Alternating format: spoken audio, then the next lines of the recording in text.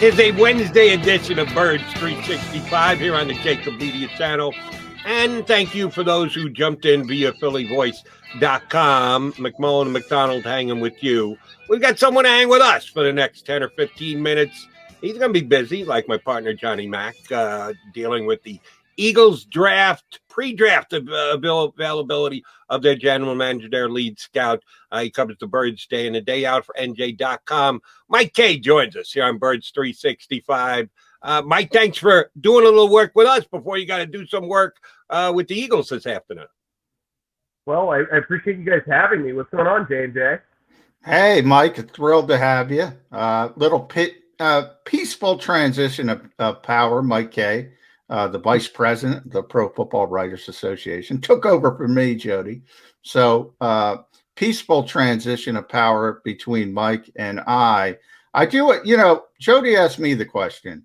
If you're leading off today at 11:20, Mike, what are you asking? Howie Roseman, Andy Weidel, or Nick Sirianni? Howie, you have 11 draft picks, but there's a lot of concern that you're not going to be able to nail any of them. There we go. What do you say to that concern, and how have you changed your philosophy and working over the last 2 years with Andy Weidel now set up in the job for 2 years? Yeah, it's a good question. I mean, I think, part of the athletic stuff and the disconnect in the front office, and obviously, a lot of the fans want us to go in there and say, hey, Howie, why do you stink? And we've seen that pretty consistently. But Jody asked also, should Nick Sirianni be here?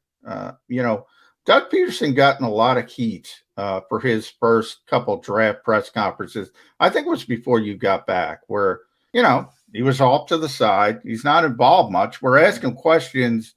At the time, it was Joe Douglas, but we don't get Howie and Joe enough. And now it's Howie and Andy. So, it would look pretty bad. Why do the Eagles keep going down this road? As far as having him available for this press conference? Yeah. Right. I mean, I don't get it. I really kind of don't understand that at all. I mean, I think the issue is this is going to be, we know Philly, right? We've been around for a while. This is going to be a lot of Howie questions, a ton of Sirianni questions, and maybe like a dessert of Andy Weidel questions, right? Yeah, I mean, look, this is going to be more like a press conference. You and I are used to sitting in a room with Joe and Howie and just, going back and forth. This is going to be streamed. So it's not like you can really gain anything that's not going to just be spewed out there. And I think that's more of the mistake than having Nick Sirianni in here. I mean, I think, when we're trying to relationship build, that's part of our jobs as journalists. It's kind of hard to have those conversations and get those real answers when there's a camera in front of their face. They know that the entire fan base is hanging on every word. So I think if you're going to, dissect the way they're handling this, I think that's the mistake, not that Sirianni's there. I'd like his perspective on free agency if we ever get to that, because we're going to be asking so many other questions. Yeah. Mike, along those lines, John kind of touched on it. I don't know that it can be avoided. You almost put it into your leadoff question. The big article last week about dysfunction with the Eagles via the three athletic guys, it did reverberate throughout Eagle Nation and here in Philadelphia. Is anyone going to put that to the coach and say, no, you just got here, but I don't know if you've read the article on The Athletic about the dysfunction within the organization before you got here, but now that you're here, how are you going to deal? Is there any chance that anybody goes down that road with Nick Sirianni and asks him, because how he's going to deny, roll his eyes when you bring up the Athletic article. But Nick Sirianni is kind of on the outside looking in and could have a different type of perspective. Anybody going to, in any creative way, try and get that question to Nick Sirianni? If I had to guess, and I think John knows exactly who I'm talking about, I do think there will be one person who asks, and he won't do it very strategically. It will be it will It will be. It will be very abrupt. Yes, it will be very abrupt. And I think that's his purpose in the press conference. I think we all have a role to play in that bouncing ball that is a press conference. And I mean, I think it's a very fair question. If he hasn't read it, he's almost definitely aware of it. I mean, I don't know if he's had time to read like a 3,000-word article, with all the stuff that they're doing, but he's definitely aware of, the clippings. He has to be. And I think, look, when you read that stuff, some of it holds weight, some of it doesn't, because you're in that room. You've already had 2 or 3 months with these people. You know how they work. You've seen this trade back from 6 to 12. If you're Nick Sirianni and you wanted Kyle Pitts or Jamar Chase, too bad. Boom.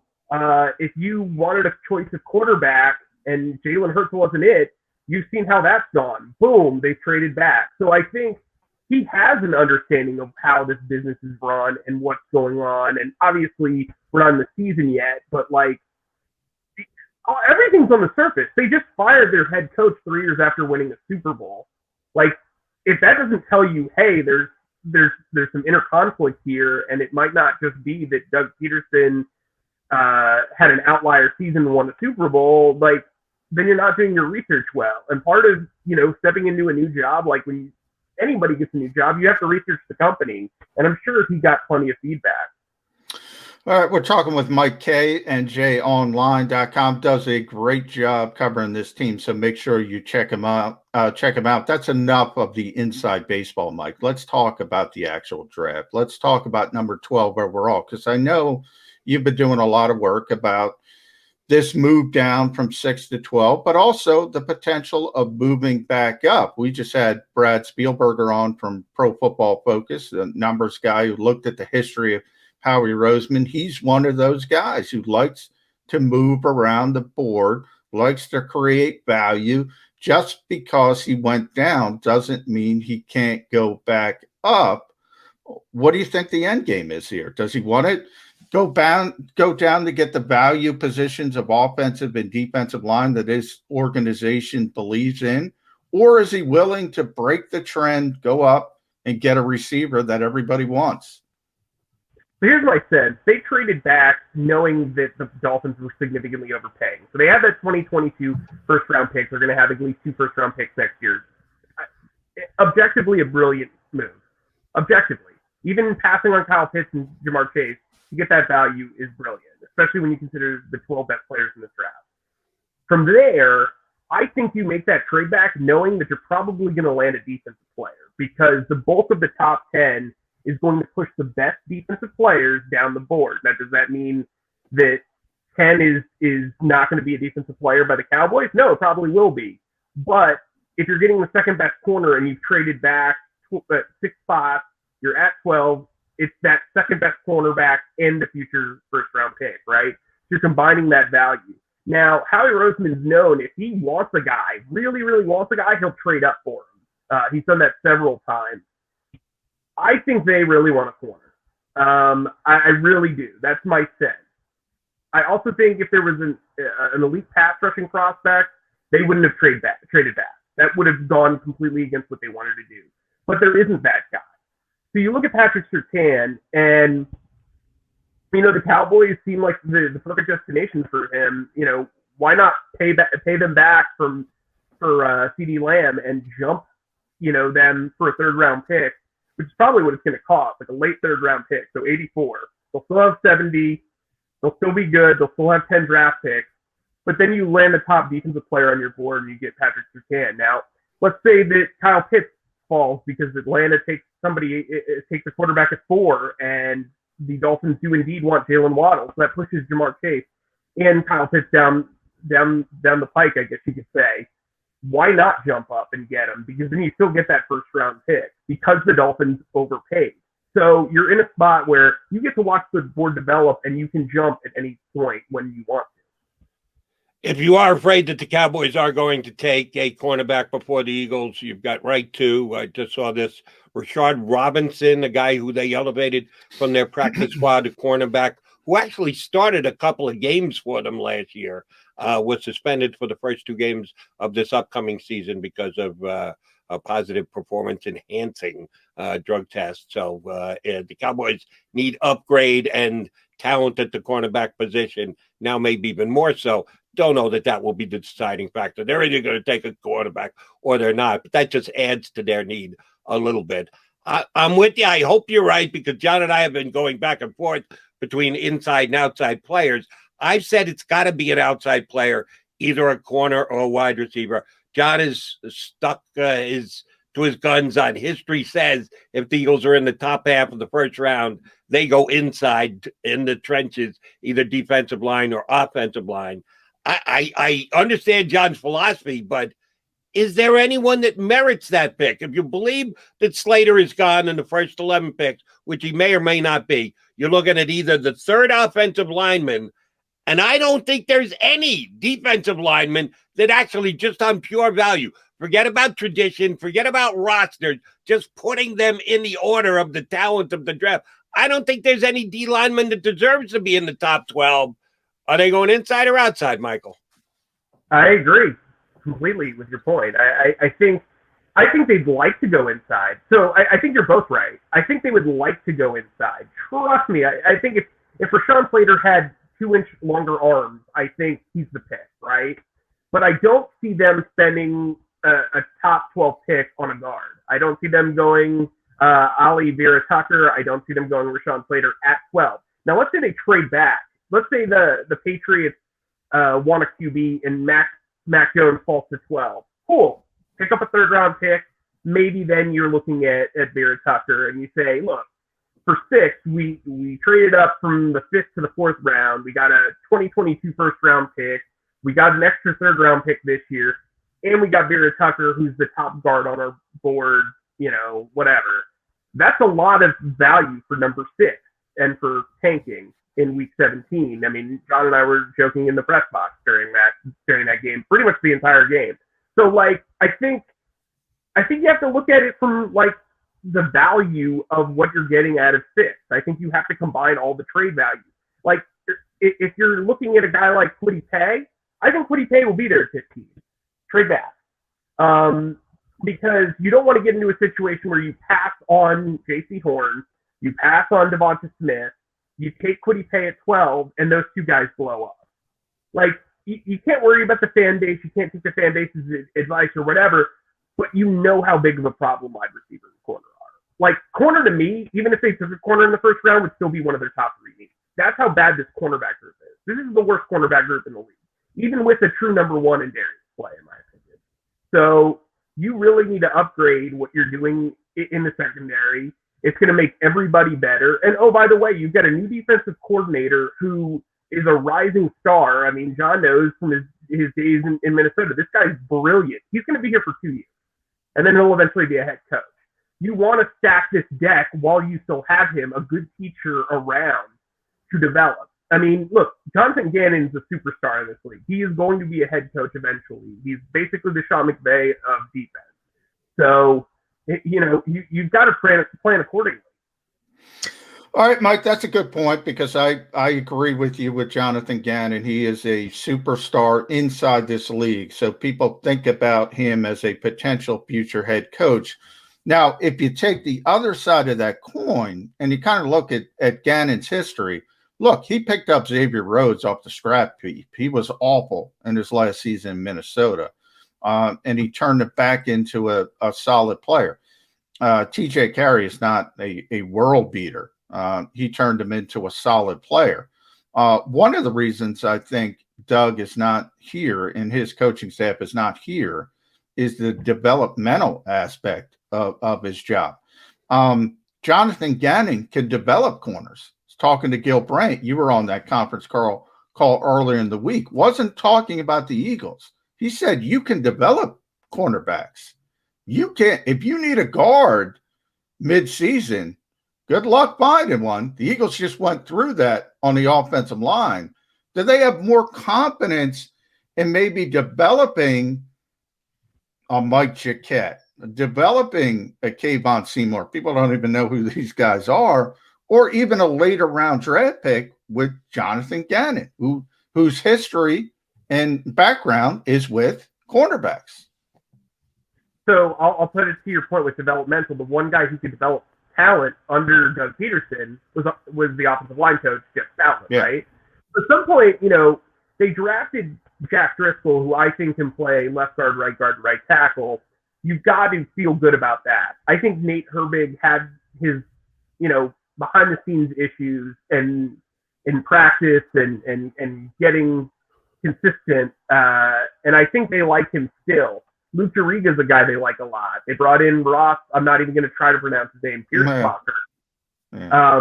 But I think, look, you've got like 14 offensive linemen on the roster right now. While I agree with you, look, addressing the trenches is the most important thing. But unless Penei Sewell falls to 12, I just don't know if you really invest that pick in an offensive lineman. You look at Barrymore from Alabama on the defensive line. He's very interesting, and I could see them having interest in him. But again, trade back. It doesn't hurt. Barrymore and Kwity Paye would be the two, to answer Jody's question earlier, those are the two defensive linemen that you kind of look at and you're like, well, it kind of fits Joe Banner, Howie Roseman sort of, what are you going to do? But, I mean, you're not at this position very often. This offense was terrible last year, and their secondary was blown apart. You need to have some blue chip players, and to me, Surtain and Horn are those guys. In the secondary, I think Smith and Waddle make a lot of sense. The issue you get into is, do you think Waddle and Smith are too comparable to Jalen Reagor's upside in his position? They really need a true X, and that's why I would go corner first and then try to trade back in and get somebody like Terrence Marshall. Since you went to Barrymore, Michael, I got to go in this direction and basically make the day of the producer extraordinaire of this show, Xander, who is a Roll Tide guy. We were talking before the show, and he noted, because I said, I'm really starting to believe that the Devonta Smith could fall all the way to 12. I just love the kid. I think he's got a chance to be every bit as good as Jamar Chase, and I absolutely believe he's going to be better than his teammate, Jalen Waddle. And Xander said to me, I'm okay with either of the Alabama wide receivers going to the Eagles, but I'll tell you what, not happening, because since Howie became GM, that many players have gone on to the NFL out of the Alabama program, and the Eagles have gotten zippity-doo-dah. They just don't seem to want or touch Alabama players. Well, you're suggesting a D lineman. Everybody's suggesting Patrick Surtain at cornerback. I'm kind of hoping a wide receiver, either or, but I surely prefer Smith is the guy. But if we go with track record, John's favorite thing, check the history, the DNA of the organization. Well, the DNA says no Bama players. Why should we expect them to take a Bama player at number 12? They probably shouldn't. If I had to get water gun to my head, 12 is J.C. Horn to me. I think that's who it is. If they stay at 12. Like I said, we're looking at track record, we're looking at evidence, right? That's what we have to do. We're detectives right now. So they haven't gone Alabama in a billion years. They haven't drafted an off-the-ball linebacker since 1979 when Peaches and Herbs reunited was at the top of the chart. Okay, I wasn't even born yet. Jerry Robinson, by the way, 1979. Yeah, Jerry Robinson. Didn't he make a Pro Bowl? Yes, very good player. Very good player. So like we can rule out linebacker. Offensive line, they've reworked Braden Brooks' contract, so they clearly think he can be here for more than this season. Lane Johnson, you're probably feeling good about him for 2 years. Isaac Seumalo is still young and has some upside. Yes, Jason Kelsey's going to potentially retire in the next year, but you're not drafting a center there. I just think it's a poor use of resources when you've seen what Jordan Mailata can do, and you just traded up to draft Andre Dillard 2 years ago. Whether he's a bust or not, you've got to see kind of how that plays out, in my opinion. And then on the defensive line, you've invested all this money in Fletcher Cox, Javon Hargrave, Brandon Graham, and now Derek Barnett. And so I think you've really got to look. They haven't touched cornerback in free agency. And if you're a fan, you're saying, well, this secondary was terrible even before free agency. They've now lost guys. The secondary is being reworked. ding, ding, ding, ding, ding, it's corner. And so to me, I think J.C. Horn makes a ton of sense. I think there's a ton of upside there. John, you talked about developing corners. He still needs some development. He's mostly an upside guy. I think he's the perfect fit for Jonathan Gannon. Well, let's talk about trend busting. But first of all, I would argue Jalen Hurts is an Alabama guy. I mean, it's a different world in college where you have these grad transfers. But nonetheless, even though, you mentioned Mike, 1979, Jerry Robinson, everybody knows it.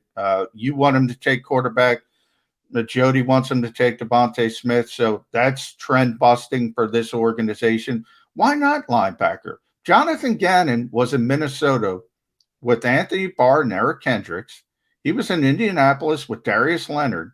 These are big-time players at that position. Maybe the thinking changes. Maybe Nick Sirianni isn't a ficus plant. Maybe Jonathan Gannon, they look at him as a superstar. They ask the coaching staff, what do you want? Give me Devin White. What did he do for the Tampa Bay Buccaneers? Micah Parsons, Penn State. Everybody'd love it. Oh, Howie took a Penn State guy. So they've had mixed results with Penn State guys, right? Wow. So Miles Sanders, great pick. Sharif Miller, not so much. Yeah, maybe the worst fourth round pick of the last 10 years. I mean, I think it's a situation where, okay, he opted out. Do you feel comfortable with his character stuff? Do you feel comfortable with the fact that he hasn't played in a year and that he might need some time? Also, where are you going to put him? Are you going to put him at Sam? Are you going to put him at Will? Are you going to move him to middle linebacker? How are you going to figure this out? And I think there's a lot of complicated questions with him. To me, the best fit for Gannon and that Viking setup is, I call him JOK because I butchered his name. Love him. Yeah. Jeremiah Owusu-Koramoah. Yeah. Koramoah, excuse me. Owusu Koramoah. If there was a trade back into the first round option on defense, he'd be a guy I'd look at. I'm not a big Notre Dame defense guy. Neither am I, but this guy is unbelievable. And people talk about positionless players on the back end in modern football. That's this guy. If that's what you want, go get that guy. I agree with you. I'd be happy with him at 12, to be honest. He's a strong safety playing will linebacker, and that's exactly what you want in this type of defense. You want to attack. You want a guy who can blitz. You want a guy who can make up ground quickly.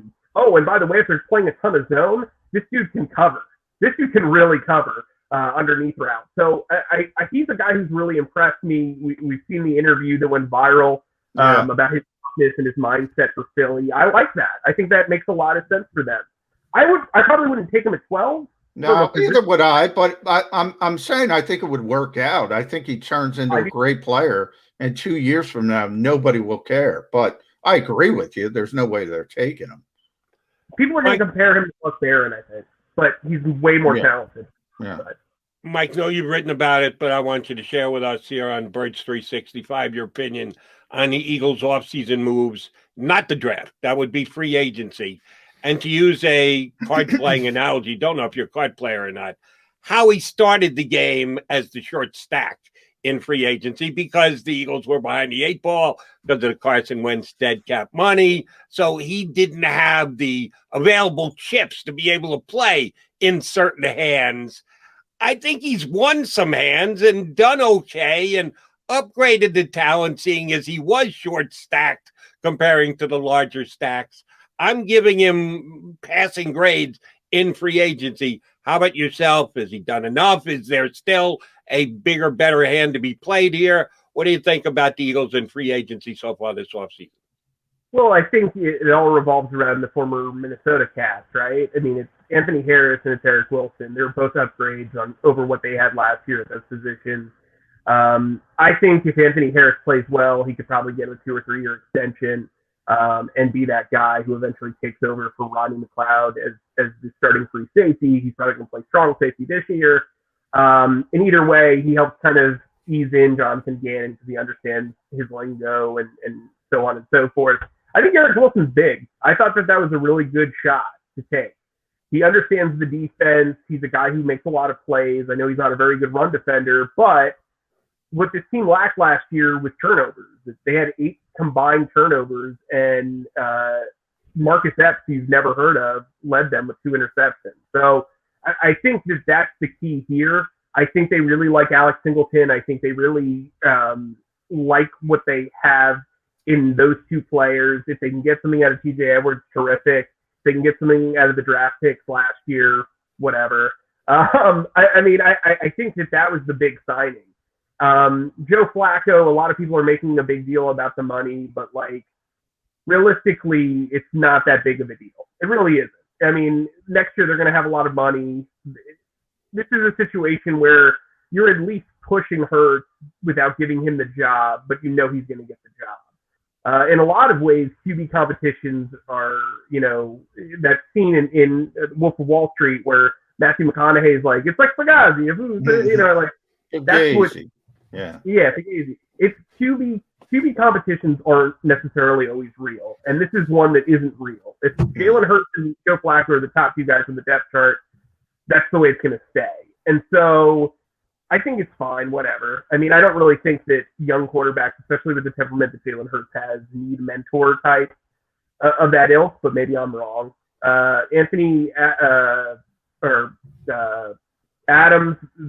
Andrew Adams, Andrew Adams. Andrew isn't a lock to make the team, but he can really help on special teams. They lost Rudy Ford, who, if you really paid attention to special teams last year, he was good, man. He was never out there, but when he was out there, he was the best. He was the best gunner in football. Well, Dave Fipp wouldn't let Cam Johnston punt over 45 yards when Rudy Ford wasn't in there. Yeah. Sounds ridiculous and self-sabotaging, but that's where it was. Yeah. And then, look, I think Jordan Howard's a shot in the dark. If he plays well, he plays well. He's not guaranteed to make the team. It's a who cares move. They're fine. I'd give him a B.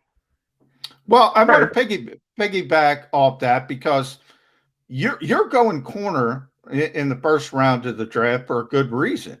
And one of the reasons why they haven't addressed it in free agency. And, I thought maybe TJ Carey would be a fit. We mentioned with Jonathan Gannon, he just re-signed with the Colts. Steven Nelson, I think, is still out there. Gary Conley, maybe.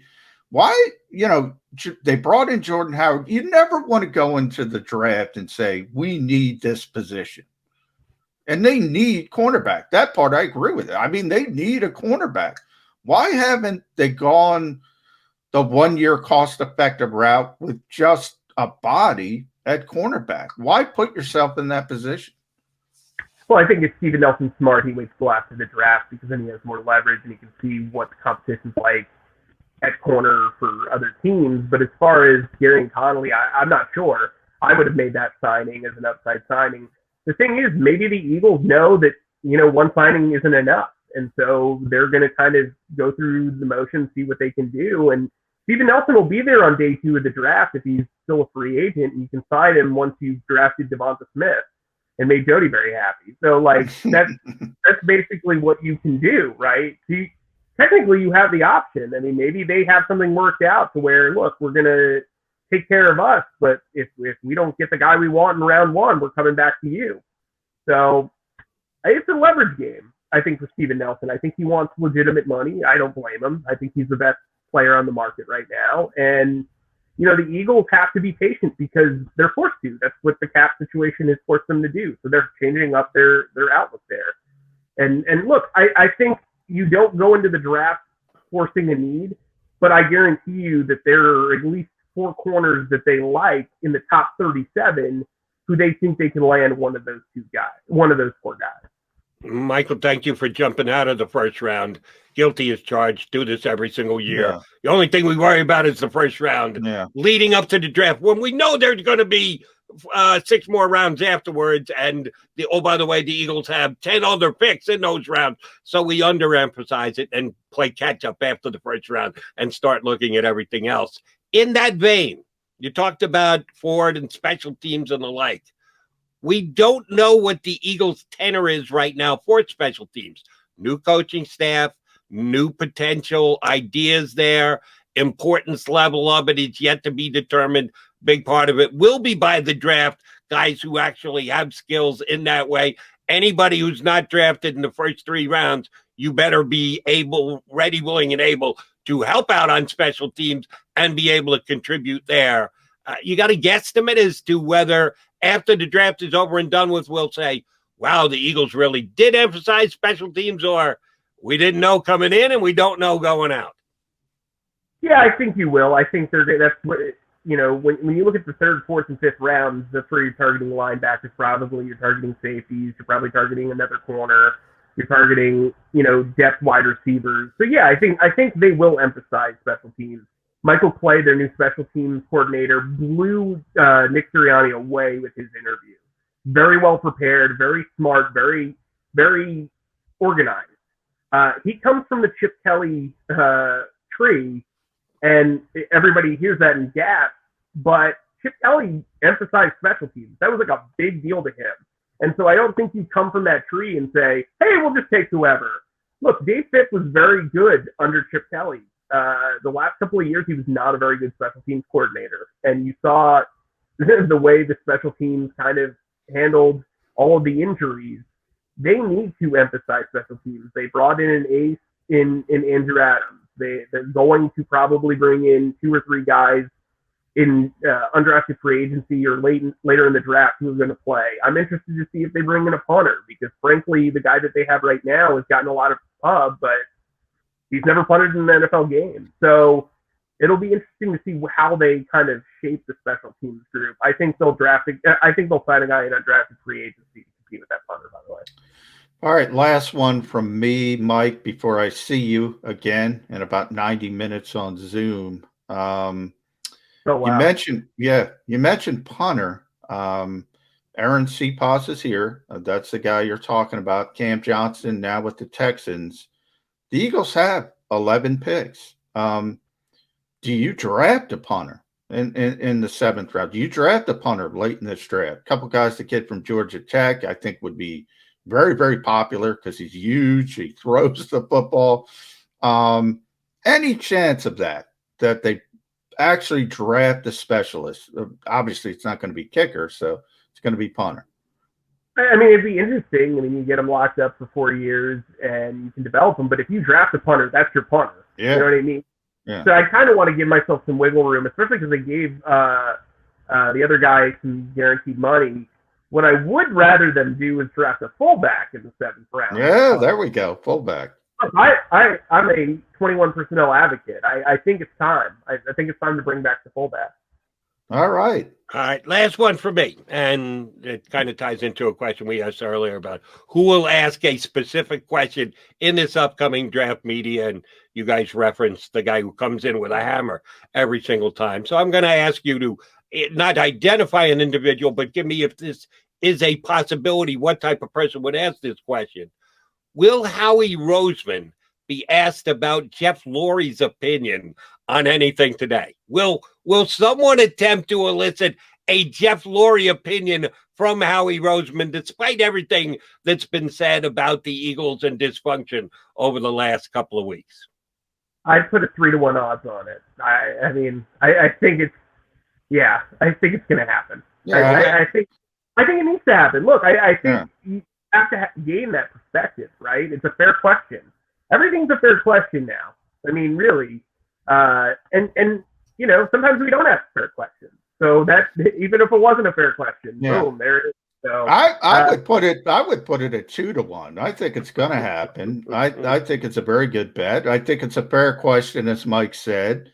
The only way it doesn't happen is if you get bogged down. It's sort of, you quickly get into the meat of things, and you don't have a lot of time. But I think it's going to happen early. But then I have to ask you: do you believe Howie's answer is, "Well, I'm not going everything's great"? He's Lurie, say, that he'll just beg off and not give an answer and go, "Hey, you guys called Jeffrey. I'm not going to talk about it. You think you're going to get me to talk about Jeffrey here? That's not happening." I got to believe that's the problem. The way it shakes out. That's the problem. And Mike, you chime in. That's the problem. You're not going to get a real answer. He's going to say everything's great. So, Well, everything's about timing, right? Yeah. He's had like a week to really digest this. Maybe he has an answer. Howie's very strategic. That's true. Maybe talked to Larry and said, look, this is what I'm going to say. Because he knows this question's coming. They always know.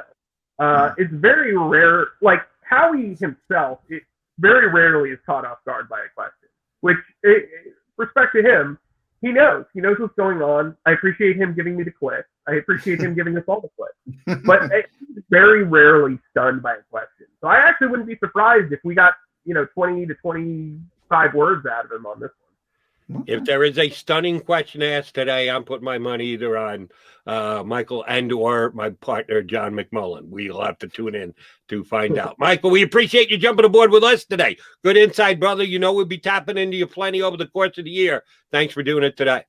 Thanks, Mike.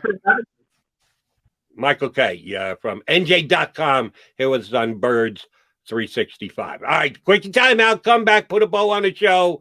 Let McMullen get some breakfast before he's got to face off with Howie Roseman.